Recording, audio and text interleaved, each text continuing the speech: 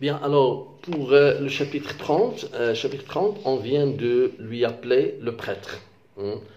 Le prêtre, normalement, il est là pour lui tenir compagnie, pour l'aider à confesser, pour l'aider à retrouver sa paix intérieure, la paix de l'âme.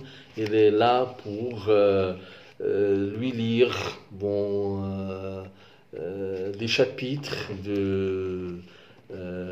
du livre sacré afin qu'il consolide sa relation, sa dernière ou bien ses dernières relations avec Dieu. Bon, malheureusement, alors au début, il a cherché, le narrateur, il a cherché à trouver dans cet homme-là quelque chose de consolant. Et il voulait bien sûr l'écouter. Alors, il lui a posé des questions sur est-ce qu'il croit en Dieu? Et le narrateur lui répondait oui, mon père. Donc, nous sommes devant un croyant. Donc, cet homme-là, il est croyant. Alors, il s'est mis à parler. Il a parlé longtemps. Il a dit beaucoup de paroles. Puis, quand il a cru avoir fini, il s'est levé et m'a regardé pour la première fois depuis le commencement de son discours en m'interrogeant. Eh bien, je proteste, regardez là, je proteste que je l'avais écouté avec avidité d'abord, puis avec attention, puis avec dévouement. Hein. Ça veut dire que le narrateur là, il cherchait dans cet homme une délivrance. Quelqu'un qui va le délivrer de ses douleurs, quelqu'un qui va le délivrer de ses souffrances. Je me suis levé aussi. Monsieur, lui ai-je répondu, laissez-moi seul, je vous prie. Il m'a demandé quand reviendrai-je, je vous le ferai savoir. Ce qui montre que le narrateur n'a pas trouvé ce qu'il a voulu dans ce prêtre-là.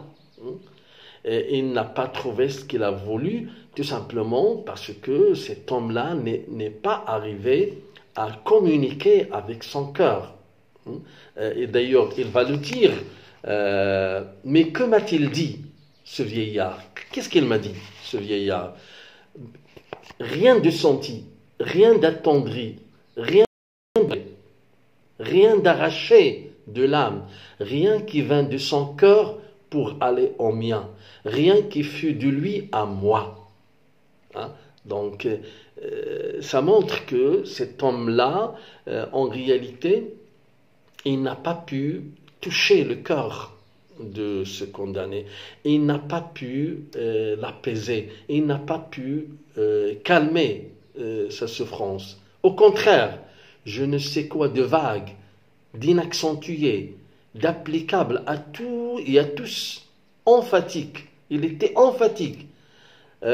Où il eut être besoin de profondeur, plat où il fallait être simple, une espèce de sermon sentimental et d'élégie théologique. Donc c'est quelqu'un qui avait un discours, qui avait appris par cœur un discours et qui venait tout simplement pour le réciter. Donc d'ailleurs il va le dire plus tard. Et puis il avait l'air de réciter une leçon, déjà 20 fois récitée. C'est l'aumônier de la prison. C'est l'aumônier de la prison dont la profession est de venir chaque fois, on l'appelle la veille pour lui dire écoutez, demain il y a quelqu'un qui va passer, alors vous devez venir pour lui tenir compagnie, lui lire donc quelques chapitres de ton livre. Et puis, il apprend ça par cœur, parce qu'il a fait une fois, 2 fois, 3 fois, 20 fois. Donc, il en a pris l'habitude. Il vient pour réciter. Et c'est pour cela que le narrateur dit, et puis, il avait l'air de réciter une leçon déjà 20 fois récitée. De repasser un thème. Le repasser, le refaire. Pas un regard dans l'œil, pas un accent dans la voix, pas un geste dans les mains. C'est complètement froid. Donc le narrateur ne ressent rien qui ne lui vient de cet homme. Donc rien ne lui vient. Et cela, bien sûr, ça montre qu'il n'était pas touché par tout ce qu'il lui a dit. Et comment en serait-il autrement? Donc, pour le narrateur, mais c'est normal. Pourquoi? Parce que c'est l'aumônier en titre de la prison. Son état est de consoler et d'exhorter, et il vit de cela. C'est-à-dire, c'est son métier. C'est son métier. C'est pas quelqu'un qui vient faire cela avec dévouement, avec cœur, avec sentiment. Il vient le faire parce que c'est son métier.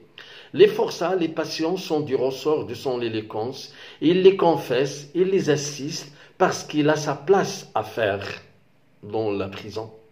Il a vieilli à mener, regardez cette phrase, il a vieilli à mener des hommes mourir. Il en avait l'habitude. C'est une habitude, c'est un métier. Il a passé sa vie à mener des gens à la guillotine. Depuis longtemps, il est habitué à ce qui fait frissonner les autres, à ce qui fait trembler. Maintenant, lui, il est habitué à cela. Ses cheveux bien poudrés à blanc ne se dressent plus. Pourquoi? Parce que le bagne et l'échafaud, le bagne et la prison et la guillotine sont de tous les jours pour lui. Donc, c'est un métier. Il est blasé. Probablement, il a son cahier, telle page les galériens, telle page les condamnés. Hein? Donc, c'est quelque chose, c'est un exercice qu'il fait chaque jour. Le lendemain, à telle heure, il demande ce que c'est, galérien ou simplicité, on relie la plage et puis il vient. Tout simplement. Donc, si on lui dit que c'est un galérien, il va lire la page, apprendre ou réviser la page qu'il prononce pour les galériens. Si on lui dit non, c'est un condamné qui va mourir, il relit la page des condamnés et vient pour la lire. Voilà, tout simplement, voilà son travail et voilà ce qu'il fait. Bon, le narrateur refuse ce genre de prêtre. Il n'en a pas besoin. Donc, pour lui, il dit qu'on maille donc au lieu de cela. Alors, il ne l'a même pas. Regardez, cela, c'est une anaphore qui remplace la chose. C'est un pronom qui remplace une chose. C'est comme il l'a chosifié. Au lieu de cela, qu'on aille chercher quelques jeunes vicaires, un jeune prêtre, quelques vieux curés, au hasard dans la première paroisse venue, qu'on le prenne au coin de son feu, lisant son livre et ne s'attendant à rien, et qu'on lui dise, quelqu'un qui lit avec dévouement, moi je veux quelqu'un qui lit avec dévouement, et qu'on lui dit qu'il y a quelqu'un qui va mourir. Il faut que ce soit vous qui le consoliez. Alors, je veux quelqu'un qui va parler avec son cœur. Regardez, donc le narrateur, il a besoin de tendresse. Regardez, il dit que vous soyez cahotés avec lui, avec le pavé jusqu'à la grève, que vous traversiez avec lui l'horrible foule buveuse de sang. Regardez comment il désigne la foule, buveuse de sang. Que vous l'embrassiez au pied de l'échafaud et que vous restiez jusqu'à ce que la tête soit ici et le corps là. Je veux donc ce prêtre qui va m'accompagner jusqu'à la mort. Le besoin de la tendresse. À ce moment-là, il a besoin. Alors c'est une tragédie. Là, regardez comment il décrit cette tragédie. C'est une manière de susciter la compassion de lecteur. Alors qu'on me l'amène, tout palpitant, qu'on me jette entre ses bras, à ses genoux, et il pleurera, et nous pleurerons, et il sera éloquent, et je serai consolé. Et je serai consolé avec ce genre de prêtre. Et mon cœur se dégonflera dans le sien. Et il prendra mon âme, et je prendrai son Dieu. Regardez, donc, cette manière de chercher cet homme qui peut vraiment le consoler, qui peut vraiment le calmer, qui peut vraiment aller dans les profondeurs de son cœur pour extraire cette douleur, cette souffrance. Il ne veut pas ce genre-là de prêtre qu'on lui a envoyé. Mais ce bon vieillard, qu'est-il pour moi? Que suis-je pour lui? Un individu de l'espèce malheureuse, une ombre comme il en a déjà tant vu, une unité à ajouter au chiffre de ses exécutions. Je ne veux pas ce prêtre-là, je veux un vrai prêtre qui va sentir ma douleur et qui va chercher à l'apaiser, qui va chercher à la calmer. Donc une autre fois, le discours est très fort, le discours, et une autre fois est un plaidoyer, c'est tragique. C'est tragique, ça pousse vraiment le lecteur à agir, à appeler, à stopper, à abolir cette peine capitale qui est inhumaine, qui qui ne donne aucune importance à ce côté sentimental chez le lecteur, chez le condamné à mort.